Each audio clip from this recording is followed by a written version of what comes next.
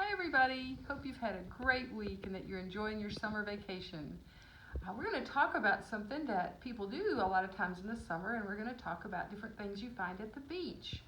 Some of you may have already been to the beach this summer, and some of you may be planning trips. I hope you are, because it's a wonderful place to go. Trips to the beach are a lot of fun. I have some things here that you might take on a beach trip. You take a beach chair and a sand bucket, maybe your sunglasses. Usually you take some water and some food, and might build a sand castle while you're at the beach. Mr. and Mrs. Russell, Connie and Mickey Russell, built this sand castle one time for Bible school, and I thought it was such a neat thing, and we've saved it. And sand castles are really fun part of going to the beach, and we're going to talk about a sand castle in a little bit. But anyway, when you go to the beach, you probably set up your little tent area and place to enjoy the beach. And probably one of the first things you do at the beach is look out at the ocean. It's such a beautiful thing to watch, the waves and how wide it is, and how sometimes you might think about how deep it is, and maybe what's under the water, the fish and the different things that are part of the ocean. It's a very humbling thing for me to stand at the ocean and see how vast and how big it is. And we're told in the Bible that God's love is even greater than the ocean, than the vastness of the ocean. It can sometimes be real calm, and sometimes it's very stormy. It changes color. Sometimes it'll look kind of muddy and green in our part of the world. In certain parts of the world, it's clear, and it has a blue look to it. It's beautiful. It's always changing, and it's just such a neat thing to stand on the shore and look out at the ocean. We can only see just a little bit of the ocean. Even when we see this huge amount of water, we only see maybe a few miles out, and it's so huge. The astronauts describe the Earth when they go up in space as a beautiful blue marble because there's so much water. And when they look down from space, they see all this beautiful blue of our planet because there's so much water on the Earth. It's covered 3/4 of it by water, by different oceans and seas. We're told in Genesis 1 that God made the ocean. God made the land, the dry ground, and he called it land, and that gathered the waters and called it the sea. And he filled it with the most amazing creatures. And I have some stuffed creatures here that are so interesting. Dolphin and shark. I've got this gigantic shark here, and the seahorse, and a little cute jellyfish. Jellyfish really aren't that cute, but that's a cute one. And different colorful fish, and lobsters and crabs, and different beautiful shells that we collect, and just such a variety of colors and things that we get to enjoy as part of God's creation in the ocean. The second thing I want to talk about, after the vast seas that God created for us to enjoy, is the shoreline. When you stand on the shoreline, you think about you're on the edge of a continent or on the edge of an island. And it's really amazing to just stand there and think, I'm standing at the edge of North America. That's kind of a neat thought, the edge of the United States. There are 312,000 miles of shoreline in the world, and it says that will go around the equator 12 times. So taking all the different shores and count it all together, that's a lot of shores. Some of them are really beautiful and wide with lots of sand, kind of like Myrtle Beach. Some of them are really rocky, jagged, steep. Some shorelines are really steep. Some are cold, and some are hot and tropical. But it's all amazing to stand and think that you are looking out on this beautiful, beautiful part of God's creation.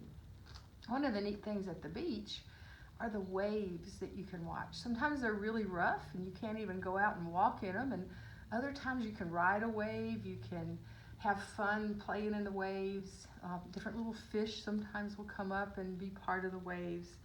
But it's interesting to walk along the shore and to think about the surf and to enjoy walking in that. Also, another neat thing that God has created at the beach that we enjoy and are interested in is the tide. We have high tide and low tides, and it's connected to the moon and the gravity and of different complicated things that you can think about and learn about. But it's interesting to see how regular that is, how God created our world to be very regular and very predictable, and it's interesting to see that as part of God's creation. We're told not to be tossed about by the waves. That said that in James it says if we doubt, we're like the waves that are tossed by the wind, and we're not supposed to be that way. We're supposed to be strong and trusting in God. Because we do have a lot of changes and things in life that come up, kind of like hit us like a wave sometimes. And we're so comforting to know that God controls the wind and the waves. When Jesus was with his disciples once, they went across one of the seas and in a boat, and there was a storm, and Jesus was asleep, and the disciples woke him up, and he calmed the storm, and the disciples were so amazed, and they said, even the wind and the waves obey Jesus. And the third thing I want to talk about is about sand. And here, this is some sand from a sandbox, but it's little tiny grains of sand. I know you've played with that at the beach or in a sandbox. And in Psalms, it says, Psalm 139, how precious to me are your thoughts, O God. How vast is the sum of them. Were I to count them, they would outnumber the grains of sand. That God is thinking about us. And just like there's so many little tiny grains of sand in this one little box, that's how much it says that God thinks of us, how vast are his thoughts to us. Sand is a wonderful thing when it's in sandboxes and when it's on the beach and when it's on the shore, but it's not very good when it's in your bed or between your toes or in your eye or on the floor. But sand is a big part of all of our lives.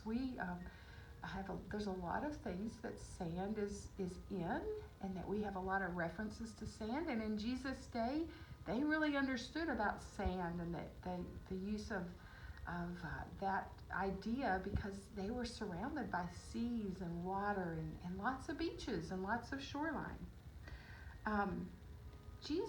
God, back in the Old Testament, promised to Abraham that his descendants would outnumber the grains of sand on the seashore. He was told that in Genesis 22.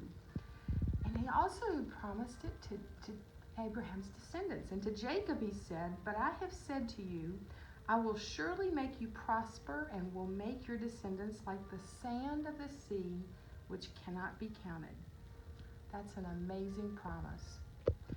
I want to talk, like I said, about a sandcastle for a minute and tell you a little story. When Jesus was finishing up the Sermon on the Mount, he told a story about someone who built their house on the sand. Now, if you think for a minute, have you ever built a sandcastle at the beach and you build it right down there close to the water, maybe during during low tide, and then when high tide comes in, what happens to your sandcastle? A lot of times it falls down. Or sometimes people are walking along the beach and they come and they knock the sandcastle down, because it's pretty easy to do because it's just built on sand. It's not built on a rock or anything, and so it's easy for a sandcastle to fall down. Well, this is the story Jesus told at the very end of the Sermon on the Mount. He said, therefore, everyone who hears these words of mine and puts them into practice is like a wise man who built his house on the rock. The rain came down, and the streams rose, and the winds blew and beat against that house. Yet it did not fall, because it had its foundation on the rock. But everyone who hears these words of mine and does not put them into practice is like a foolish man who built his house on the sand. The rain came down, and the streams rose, and the winds blew and beat against that house, and it fell with a great crash. So to build on the rock is what we want to do, to be a hearing and responding disciple of Jesus. Put into practice what he told us to do.